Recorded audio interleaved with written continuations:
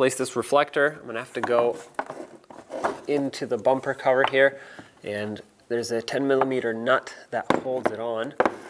For me, actually, the whole stud is spinning. It broke from inside the housing. So what I'm gonna do is leave it for now. I'm gonna take a pry bar and just try to pry it off of here. Okay, it looks like the whole assembly broke. This is basically the only way to do it without removing the whole bumper. So the old assembly is out. Now I can remove the broken pieces.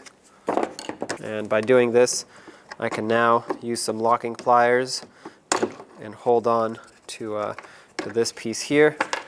Or actually, I might be able to just slide it out. There we go. Oops. Now with this piece off, I can either take a new nut and use that or salvage this one. Probably just gonna use a new one. The reflector's out, all the pieces are out, and hopefully this doesn't happen for you and it just comes right off, but a lot of times this is bound to happen. Put a little bit of anti-seize, maybe a little too much, on the stud. I have a new nut and I'm gonna slide this reflector in.